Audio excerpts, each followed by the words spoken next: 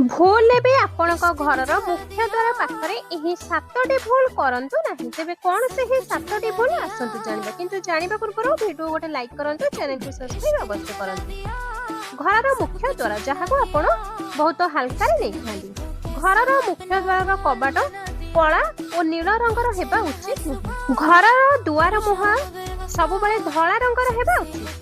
ଘରର ମୁଖ୍ୟ ଦ୍ୱାରରେ ଆପଣଙ୍କର ଧର୍ମ ଅନୁସାରେ କିଛି ଚିହ୍ନ ରହିବା ଦରକାର। ଯେମିତି ଆପଣ ଯଦି ହିନ୍ଦୁ ହୋଇଥାନ୍ତି ତ ଶୁଭ ଲାଭ ଆପଣଙ୍କ ଘରର ମୁଖ୍ୟ ଦ୍ୱାରରେ କିମ୍ବା ଭଗବାନ ଗଣେଶଙ୍କର ପ୍ରତିଛବି ରହିବା ନିହାତି ଦରକାର ହୋଇଥାଏ। ଘରର ମୁଖ୍ୟ ଦ୍ୱାର ସାମ୍ନାରେ ମନି ପ୍ଲାଣ୍ଟ ଓ ତୁଳସୀ ଗଛ ଜରୁର ରହିବା ଉଚିତ। ଆପଣଙ୍କ ଘରର ମୁଖ୍ୟ ଦ୍ୱାରରେ କେବେ କଣ୍ଟା ଜାତୀୟ କବାଟ ଲଗାଇବା ଉଚିତ ନୁହେଁ। ଘରର ମୁଖ୍ୟ ଦ୍ୱାରରେ ରକ୍ଷା ବନ୍ଧକ ପୋଟଳଟିଏ ବାନ୍ଧିବା ନିହାତି ଉଚିତ ହୋଇଥାଏ।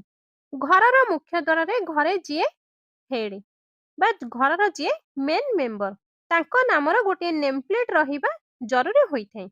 ଘରର ମୁଖ୍ୟ ଦ୍ୱାରରେ ଲାଇଟ୍ ରହିବା ଜରୁରୀ ହୋଇଥାଏ। ଘରର ମୁଖ୍ୟ ଦ୍ୱାରକୁ କେବେ ଅନ୍ଧକାର ରଖନ୍ତୁ ନାହିଁ। ଘରର ମୁଖ୍ୟ ଦ୍ୱାରରେ ଚଉକାଠଟିଏ ନିହାତି ରହିବା ଉଚିତ। ଚଉକାଠ ଉପରେ ଚଢ଼ି ଘର ଭିତରକୁ କେବେ ବି ଆସିବା ଉଚିତ ନୁହେଁ। ଘରର ମହିଳା ପ୍ରତ୍ୟେକ ଶୁକ୍ରବାର ଦିନ ଘରର ଚଉକାଠକୁ ପୂଜା କରିବା ଉଚିତ।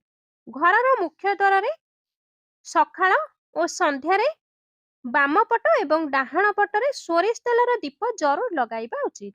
ଆପଣ ଚାହିଁଲେ ଘିଅର ଦୀପ ବି ଲଗାଇ ପାରିବେ। କିନ୍ତୁ ଯେତେବେଳେ ବି ଦୀପ ଲଗାଇବେ ଧ୍ୟାନ ରଖନ୍ତୁ ଘରର ଡାହାଣ ପଟେ ଏବଂ ବାମ ପଟର ଦୁଆର ମୁହଁରେ 2ଟି ଦୀପ ନିହାତି ଜାଳନ୍ତୁ।